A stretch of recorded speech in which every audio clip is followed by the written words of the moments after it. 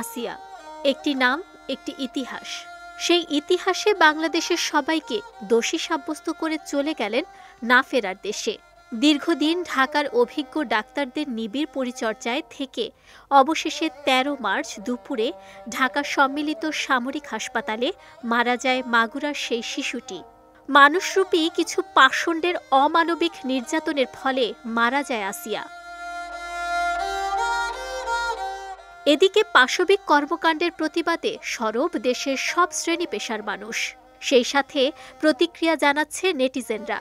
এমনকি দেশের শোবিজ অঙ্গনের অভিনয় শিল্পী সহ পরিচালকরা জানাচ্ছেন প্রতিক্রিয়া, চাইছেন ধর্ষকের বিচার। বিদেশ থেকে নায়ক জায়েদ খান তার ফেসবুকে লিখেছেন, মারা গেছে আসিয়া, মহান আল্লাহ আসিয়াকে জান্নাতের সর্বোচ্চ স্থানে রাখুক, ক্ষমা করো আসিয়া আমাদের। নায়িকা তমা মির্জা নিজের ফেসবুকে শিশুটির মৃত্যু সংবাদ শেয়ার দিয়ে লিখেছেন, শুনুন, আবর্জনা পরিষ্কার করে ফেলতে হয়, রেখে দিয়ে দুর্গন্ধ ছড়াতে হয় না। ১০-২০ জন পশুরূপী অমানুষ না থাকলে আমাদের দেশের জনসংখ্যা কমবে না। ধর্ষক কেন বেঁচে থাকবে? হয় সাথে সাথে মারুন, না পারলে সাধারণ জনগণের কাছে দিয়ে দেন, কিন্তু বাঁচিয়ে রাখেন না। ঢালিউড অভিনেত্রী নুসরাত ফারিয়া কিছু বলতে পারেননি। হৃদয় ভাঙার ইমোজি দিয়ে নিজের সোশ্যাল হ্যান্ডেলে শুধু লিখেছেন আসিয়া।